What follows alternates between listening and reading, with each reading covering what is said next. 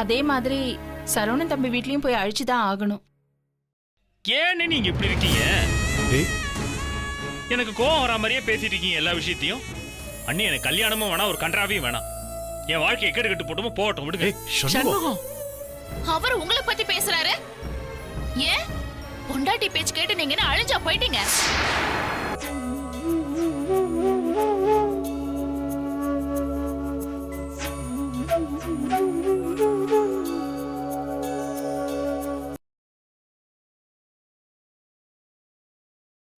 என் தங்கச்சி உனக்கு விளங்காதவள ஆயிட்டாளா? நீ எல்லாம் என்ன நினைச்சிட்டு இருக்க மனசுல? மாப்ள என்ன காரியம் பண்றீங்க நீங்க? இதான் குடும்ப நடத்துற லட்சணமா? மறுபடியும் ஆரம்பிச்சிட்டீங்களா? ஏன் மாப்ள சும்மா இருக்கவங்க ஏன் கையை கொஞ்சம் அடிக்க போறீங்க? வாயை வச்சுட்டு கண்டபடி பேசிட்டு தான் பாத்துட்டு இருப்பேன் நானு. திருப்தி தானே உனக்கு? சந்தோஷம் தானே? நீ நினைச்சிட்டு வந்த காரியம் நிறைவேறிடுச்சுல உனக்கு? என்னடி? இல்லண்ணா, நான் வந்ததும் ரொம்ப தப்பா போச்சு. நான் உன்கிட்ட பேச வந்த அர்த்தமே வேற. அண்ணி அது வேற மாதிரி புரிஞ்சுக்கிட்டாங்க. வேண்டான்னு, இதுக்கு மேல நான் இங்க இருந்தா சரியா இருக்காது. நான் கிளம்புறேன்னு. உமா, நீ நில்லு. நீ எதுக்கு போற? அவ வாயில நாக்குல நரம்பு இல்லாம பேசிட்டு இருப்பா, அதை நீ பெருசா எடுத்துப்பியா? இல்லைண்ண, வேண்டாண்ண.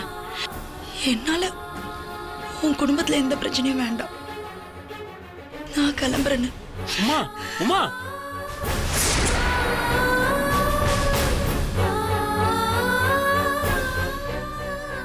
நீ எல்லாம் ச்சே.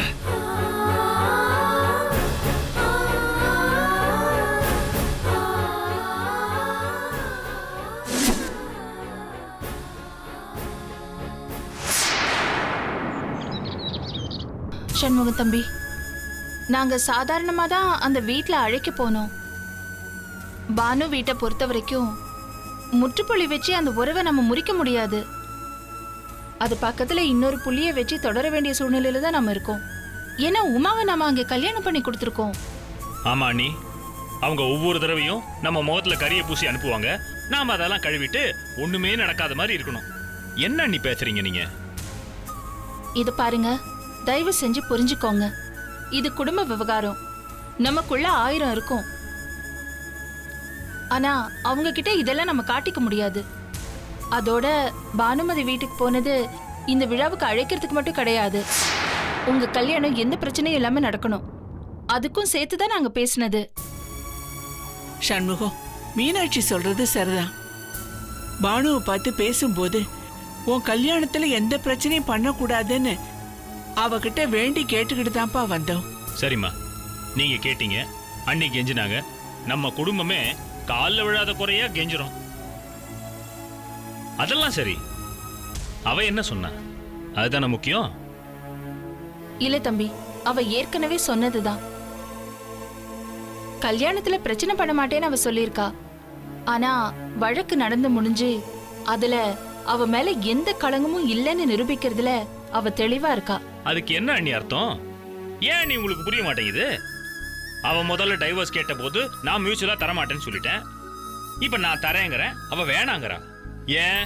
கேஸை இழுத்து அடிக்கணுங்கிறதுக்காகத்தான் நிரூபிப்பேன் அப்படின்னு கங்கணம் கட்டிட்டு இருக்கிறா. ஏன் நீ உங்ககிட்ட அவ்வளவு தீர்க்கமா சரின்னு சொல்றவ எதுக்காக தங்கவேல் ஐயாவுக்கு நோட்டீஸ் கொடுக்கணும்? அண்ணி, இதெல்லாம் நீங்க புரிஞ்சுதான் பண்றீங்களா இல்ல புரியாம பண்றீங்களான்னு எனக்கு தெரியல. ஒவ்வொரு தடவையும் அந்த வீட்டுக்கு போய் என்ன அசிங்கப்படுத்திட்டாங்க, கேவலப்படுத்திட்டாங்க, அவமானப்படுத்திட்டாங்கன்னு சொல்றீங்க. இப்போ திருப்பி அதே வீட்டுக்கு போய் அழைக்கணும்னு சொல்றீங்க. இந்த மாதிரி பண்றது நீங்களே என்ன அவமானப்படுத்துற மாதிரி தான் இருக்குன்னு நான் யோசிக்கவா? என்ன சண்முகம், என்ன இப்படிலாம் பேசுற? ஏதோ நம்ம உமாவுக்காக போய் அழைச்சிட்டு வந்திருக்கா. அதுக்கு நீயே இவ்வளோ பதட்டப்படுற?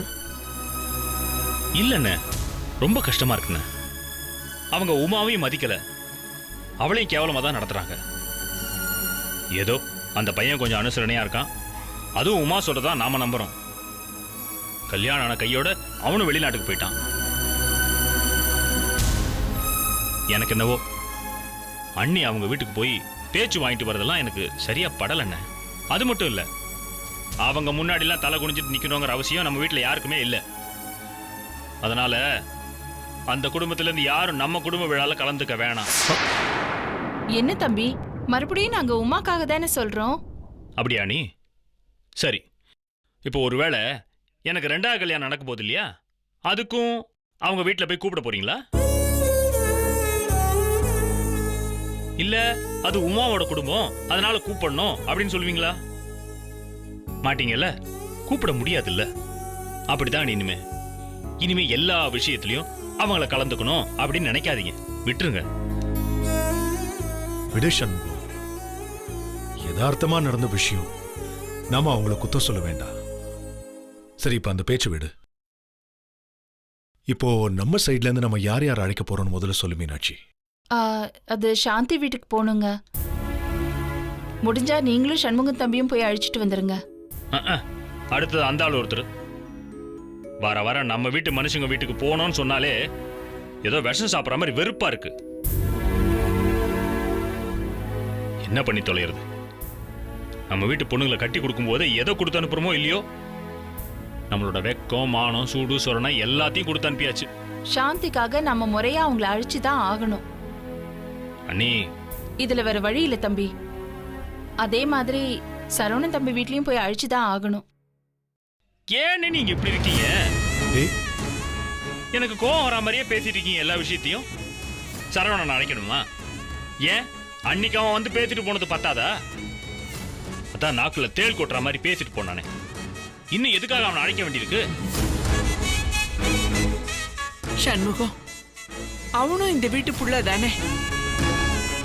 வீட்டை விட்டு தனியா போயிட்டா அவன் எனக்கு புள்ள இல்லைன்னு ஆயிடுமா? அவனை எப்படிடா அழைக்காம இருக்க முடியும்? அப்படியா? அது எனக்கு தெரியாம போச்சுமா. அன்னைக்கு அவன் வீட்டுக்கு வந்தப்போ உங்ககிட்ட பேசிட்டு இருக்கும்போது அண்ணனை உங்க புள்ளன்னு சொல்றாரு, அண்ணிய இவர் பொண்டாட்டின்னு சொல்றாரு. என்கிட்டயே வியாபார பகை போட்டின்னு பேசுறாரு. அவ்வளவு ஏன் இந்த குடும்பத்தையே எதிரின்னு பேசுறான். அண்ணி கூட கண் கலங்கி போயிட்டாங்கம்மா. ஆனா இன்னைக்கு அவரை அழைக்கணும்னு சொல்றீங்க.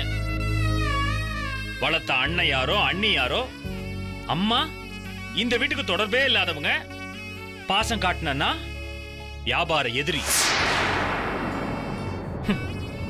அண்ணி, எப்படி அண்ணி அவனை கூப்பிட உங்களுக்கு மனசு வருது? உங்க பொறுமைக்கு ஒரு எல்லையே இல்லையா? இது பாருங்க, இது வீட்டு விசேஷம்.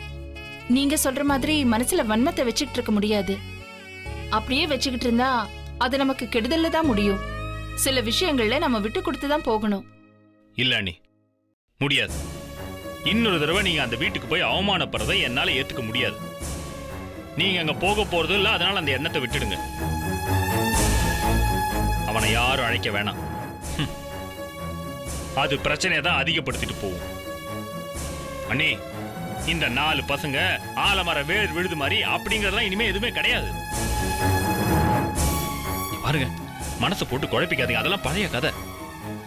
இப்பெல்லாம் அவங்க பாதை அவங்க பயணம் ஆயிடுச்சு.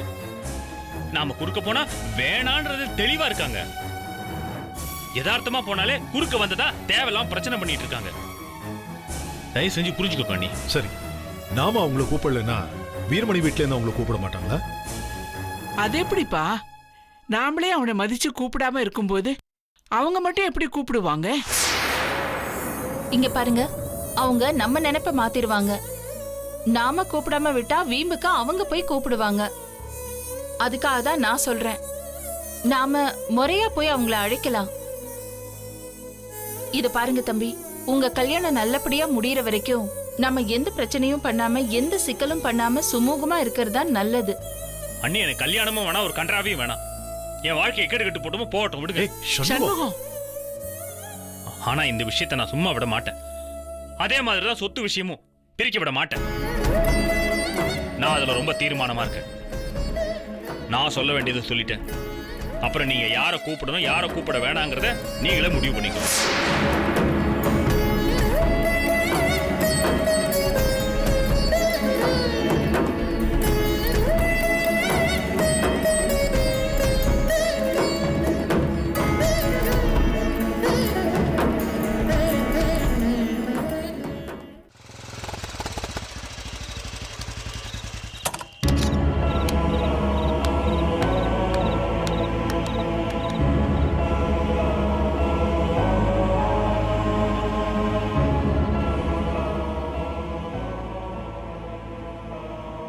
மாப்ள, புருஷன் பொண்டாட்டி சண்டைக்குள்ள மூணாவது மனுஷங்க தலையிடக்கூடாதுதான். ஆனா மனசு கேட்கல மாப்ள. சாப்பிடாம கொள்ளாம படுத்து கிடக்குறா. என்ன பண்றதுன்னு எனக்கு ஒண்ணுமே புரியல. புள்ள பெத்த உடம்பு, காலையில இருந்து பச்சை தண்ணி கூட பல்ல படல. என்ன ஏதுன்னு போய் பாருங்க மாப்ள.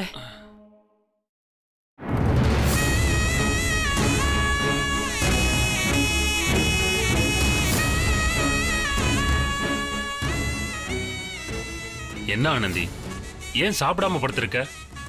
என்ன ஆச்சு உனக்கு? ஏன் இப்படி எல்லாம் நடந்துக்கிற ஆனந்தி? சரி வா, சாப்பிட்டு வரலாம் வா. ஆமா, நான் இப்ப சாப்பிடாம வந்ததா உங்களுக்கு பெரிய கவலை இல்ல? ஏங்க, மறுபடியும் உங்க தங்கச்சி பேச்சு கேட்டுட்டு என்ன கை நீட்டி அடிக்க வந்தீங்கல்ல? கொஞ்சம் கூட உங்களுக்கு மனசாட்சியே இல்லையா? இல்ல, எனக்கு யாருமே இல்லைன்னு தொட்டதுக்கெல்லாம் அடிக்க வரீங்க. முடியலங்க என்னால. எல்லாத்துக்கும் ஒரு அளவு இருக்கு. ஆனந்தி, நீ ஏன் புரிஞ்சுக்க மாட்டேங்கிற? நான் தான் வீட்டுல போய் அவ்வளவு பேசி சண்டை போட்டு வந்திருக்கேன். அதத்தான் உமா கிட்டையும் சொல்லிட்டு இருந்தேன். நீ வந்து ஏதோ ஒண்ணு பேசி அவளை திட்டுறதுல என்ன நியாயம் இருக்கு? ஐயோ, வேண்டாம் சாமி, வேண்டாம், தயவு செஞ்சு விட்டுருங்க. நீங்க இப்படி மாறி மாறி பேசுவீங்க. ஒரு வார்த்தை தங்காதல்ல உங்ககிட்ட. என்ன தயவு செஞ்சு ஆளை விடுங்க. நான் எப்படி எது சொன்னாலும் நீங்க கேட்க போறதில்ல. நான் சாப்பிடுறேன், சாப்பிடாம போறேன், செத்து போறேன். என்னையும் அனுப்பி வச்சுட்டு ஒரு வழியா நீங்களும் உங்க குடும்பத்தோட போய் சந்தோஷமா நிம்மதியா இருங்க. என்ன ஆனந்தி, ஏன் இப்படி எல்லாம் பேசுற? இங்க பாரு, இங்க பாரு, நீ சொல்லு, இப்ப நான் என்ன பண்ணும்? மத்த தடவை மாதிரி இல்ல. இந்த தடவை நீ என்ன சொல்றியோ அதை நான் அப்படியே கேக்குறேன். சத்தியமா ஆனந்தி. இங்க பாருங்க, நம்ம அந்த வளகாப்பு சீமந்தத்துக்கு போறோம். அதே மாதிரி எந்த காரணத்தை கொண்டும் நீங்க வியாபார விஷயத்துல விட்டு கொடுக்க கூடாது. நீங்களும் சராசரி ஆம்பளைதாங்க. வெளி உலகத்துக்கு முன்னாடி கொஞ்சம் வித்தியாசமா காட்டணும்னு வேற மாதிரி நடந்துக்க வேண்டாம். நீங்க எப்படிங்க எங்க அப்பா அம்மா முன்னாடி என்ன கை நீட்டி அடிக்க முடியும்? உங்க தங்கச்சிய பானோக்கா அடிச்சதுக்கு உங்க அண்ணன் பானோக்காவோட அப்பாவை சட்டையை பிடிச்சு அடிச்சிருக்காரு. அப்ப நான் மட்டும் அனாதையா உங்களுக்கு? புருஷன் அடிக்கதே எங்க வீட்டுல என்ன பெத்து போட்டு வச்சிருக்காங்களா என்ன? ஐயோ இல்ல. வேண்டாங்க, வேண்டாம். உங்க அண்ணன் சொன்ன வார்த்தையை கொஞ்சம் யோசிச்சு பாருங்க. வெக்கம், மானம், சூடு, சொர்ணம் இருக்கிற எந்த ஆம்பளையும் அது கண்டிப்பா பொறுத்துக்க மாட்டாங்க. என்னமோ பொண்டாட்டி தாசன் சொல்றாரு உங்க அண்ணன். அப்ப அவர் யாருங்க? பொண்டாட்டியோட வாழ துப்பு இல்லாதவரு, பொண்டாட்டிய கோட்டுப்படி ஏற வச்சவரு, பொண்டாட்டிய மதிக்க தெரியாதவரு உங்க அண்ணனுக்கு எடுபடியா வாழ்ந்துட்டு இருக்காரு. அவர் உங்களை பத்தி பேசுறாரு. ஏன் பொண்டாட்டி பேச்சு கேட்டு நீங்க என்ன அழிஞ்சா போயிட்டீங்க? ஓஹோ தானே இருக்கீங்க. சொந்த கடை, அமெரிக்கா பிசினஸ், வீடு வாசல்னு. இங்க பாருங்க, ஒண்ணு மட்டும் நல்லா ஞாபகம் வச்சுக்கோங்க. கட்டின மனைவிக்கு மதிப்பு கொடுக்கறவங்க யாரும் பொண்டாட்டி தாச சத்தியமா கிடையாது. மனைவி பேச்சு கேட்டவங்க யாரும் கெட்டு போனதாவே இல்லைங்க. அவங்கள மாதிரி நீங்களும் மேலும் மேலும் வளரணும் தானே நான் ஆசைப்படுறேன். அதுக்கு மேல உங்க இஷ்டம் போங்க. இல்ல ஆனந்தி, புரியுது. நீ சொல்ற விஷயங்களை நான் இனிமே புரிஞ்சு நடந்துப்பேன். என்ன நம்பு ஆனந்தி. இல்லங்க, இல்ல, எனக்கு மனசெல்லாம் விட்டு போச்சு. ஒவ்வொரு முறையும் இப்படிதான் பேசுறீங்க. ஆனா அடுத்த நாள் ஏதோ மாத்தி பேசுவீங்க என்கிட்ட. எனக்கு தெரியலங்க, எனக்கு என்ன பேசணும்னே தெரியலங்க. இங்க பாருங்க, நம்ம குழந்தை இருக்கு. நம்ம குழந்தை மேல சத்தியம் பண்ணி சொல்லுங்க. இல்லைன்னா தயவு செஞ்சு உங்க இஷ்டம் போல எப்படியோ போங்க. நான் எதுவுமே சொல்ல மாட்டேன். ஒரு வார்த்தை சொல்ல மாட்டேன். என்ன ஓரளவுக்கு சொல்லி கொடுத்தா வார்த்தை எடுபடும். அதுக்கப்புறம் எல்லாம் சொந்த புத்தி தாங்க. இல்ல ஆனந்தி, இந்த முறை நான் அந்த மாதிரி இல்ல. கண்டிப்பா நீ சொல்றத நான் கேக்குறேன். இந்த பாரு, குழந்தை மேலாம் எதுக்கு சத்தியம்? என்ன போ, உனக்கு சத்தியம் பண்ணணும் அவ்வளவுதானே?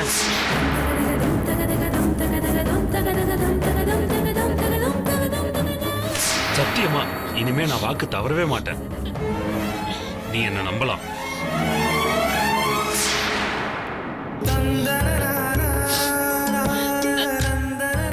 இங்க பாரு, இங்க பாரு, சாப்பிடாம இருக்க, கொஞ்சமா சாப்பிடு, சரியா? வா. வா.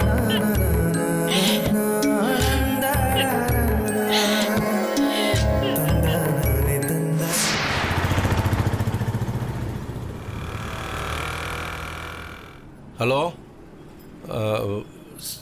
சார், நான் சொல்கிறது கொஞ்சம் கேளுங்க சார். அந்த பொண்ணு நேரில் பார்க்கறதுக்கு அவ்வளோ கேவலமாக இருக்குன்னு எனக்கு என்ன சார் தெரியும்? அவங்க அழகான போட்டோவை வாட்ஸ்அப்பில் அனுப்பிச்சு என் பொழப்புக்கு ஆப்பு வச்சுட்டாங்க சார். ஆமாம் சார், தப்பாக அனுப்பிச்சுட்டாங்க சார்.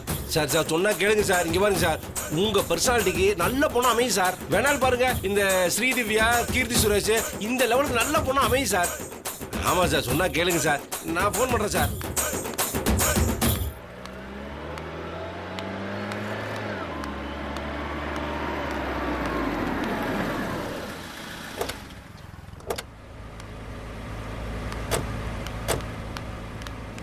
மாப்பிள, வணக்கம் மாப்பிள.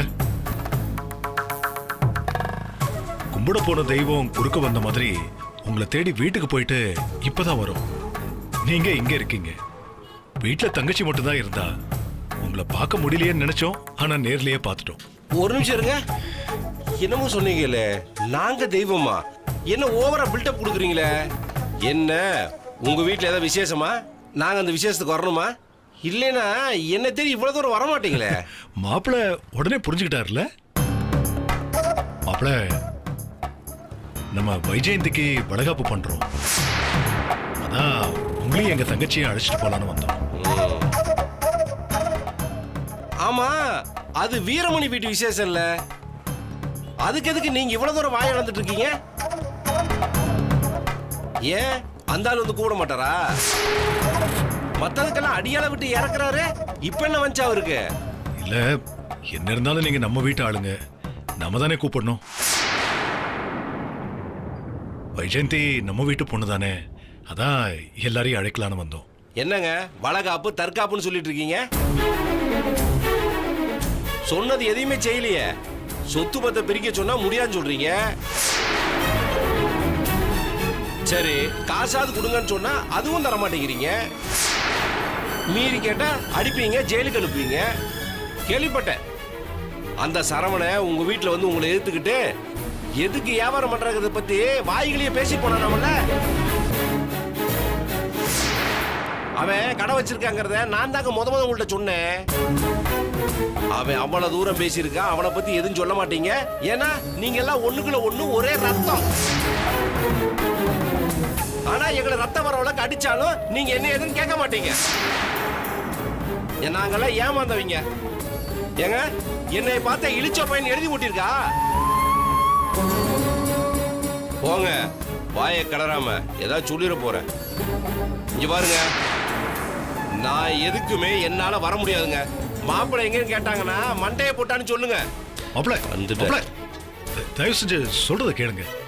என்ன? உங்களுக்கு நிறைய வேலை இருக்குன்னு தெரியும். தங்கச்சியாவது அனுப்பி வைக்கலாம்ல. ஓ, நான் வராட்டியும் பரவாயில்ல, உங்க தங்கச்சி வரணுமா? அவளும் இதுக்கு வரமாட்டாங்க. அவ வந்தான்னு வச்சுக்கோங்களேன், பேசாம நீங்களே வீட்டுல கொண்டு போய் வச்சுக்குங்க.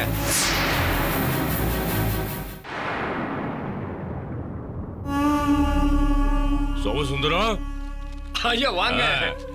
எப்படி இருக்கீங்க? வாங்க வாங்க. எப்படி இருக்கிற? நல்லா இருக்கேன், நல்லா இருக்கேன். ஆனந்தி, மாப்பிள கொஞ்சம் இங்க வாங்க. உட்காருங்கய்யா, வாங்க உட்காருங்க. வாங்க வணக்கம்மா. உட்காருங்க. எப்படி இருக்கீங்க? நல்லா இருக்கம்மா. வள்ளி, ஐயாவுக்கு காப்பி ஏதாவது எடுத்துட்டு வா. அதெல்லாம் ஒண்ணும் வேணாங்க. வர வழியில எல்லாம் சாப்பிட்டு தானே வந்துட்டு இருக்கேன். வாங்கப்பா, வாப்பா, வாங்க. வாமா வாமா. நல்லா இருக்கீங்களாப்பா? வீட்ல எல்லாரும் எல்லாம் நல்லா சௌக்கியமா? இருக்கும்மா, ஒன்னும் பிரச்சனை இல்ல. என்ன பொண்ணு வைஜெயந்திக்கு வளகாப்பு வருதுல்ல, அதான் உங்களை அழைக்கலாம்னு நானே நேரில் வந்துட்டேன். நியாயப்படி பார்த்தா என் பொண்டாட்டியோட நான் வந்திருக்கணும். தட்டில் வெத்தலை வாக்கு பூ பழம்லாம் வச்சு உங்களை மரியாதையா அழைச்சிருக்கணும். எங்க முடியுது அவளுக்கு? முன்னாடி மாதிரி அலைய முடியல, வைக்க முடியல, வயசாகி போச்சு இல்ல. அதான் பேசாம வீட்டில் இரு, நான் போயிட்டு வந்துடுறேன்னு நான் தான் எல்லார் வீட்டுக்கும் தனியாவே போய் அழைச்சிட்டு இருக்கேன். சொல்ல போனா நீ அவளும் ஒரே நேரத்துல கற்பம் தெரிச்சீங்க. உங்க ரெண்டு பேருக்கும் ஒன்னா ஜாம் ஜாம்னு வளகாப்பு பண்ணிருக்கணும்.